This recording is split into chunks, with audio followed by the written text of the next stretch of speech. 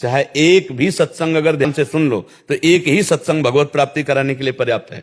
एक ही सत्संग, कोई ऐसा सत्संग अधूरा नहीं होगा जिसको सुनने के बाद भगवत प्राप्ति के लिए कुछ जानना बाकी रहे। बस चल दो, जैसा सत्संग में सुनो वैसा चल दो तो भगवत प्राप्ति निश्चित है। इस साधक के लिए सावधानियां, मतलब जैसे साधना में देखो, सबसे पहली सावधानियां भी जैसे वो संत भगवान आए थे नारायण स्वामी जी के परिकर के, पहली बात है कि हमारा लक्ष्य क्या है, साधक का लक्ष्य क्या है, खाना पीना जीना रहना आराम व्यवस्था प्रणाम नमस्कार या भगवत प्राप्ति, एक ये अलग डिपार्टमेंट है।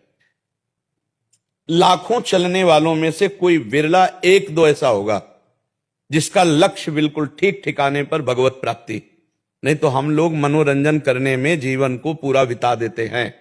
खाने पीने देखने सुनने भोगने में अच्छा समय जीवित होकर के चल रहा है, इस पे राजी हैं, यही हमारे लिए दुर्गति का कारण है। हम राजी ना हो, हम विकल हो जाएं। रुदु सुस्वरम राजन कृष्ण दर्शन लालसा, भगवत प्राप्ति के लिए हमें खान पान नहीं भावे है, नहीं कोमल वसन सुहावे, सब विषय लगे ते खारा है, हरियासिक का मग न्यारा है। नारायण हरि भजन में पांचों न सुहाद, विषय भोग निद्रा हंसी जगत प्रीति बहुबाद।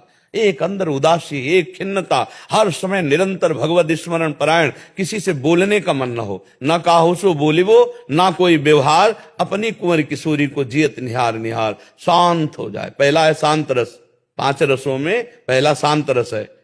अगर हमारे अंदर शांत रस आ गया, किसी भी तरह का कोई विकार नहीं, कोई चाह नहीं, कोई अपना नहीं पूरी सृष्टि में, प्रभु के सिवा अपना शरीर भी नहीं, प्रभु के सिवा अपना शरीर भी अपना नहीं, तब जाकर के निरंतरता बनती है भजन की, और उसी में प्रेम ब्रह्मबोध सब कुछ प्राप्त हो जाता है।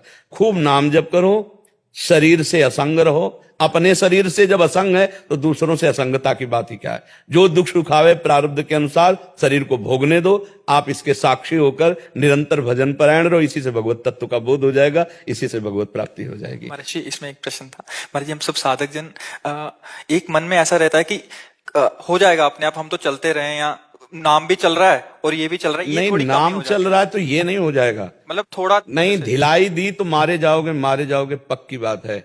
अगर 10 मिनट भी मनोरंजन में गए तो तुम 24 घंटे भजन करने वाले हो, भले मारे जाओगे, माया गिरा देगी।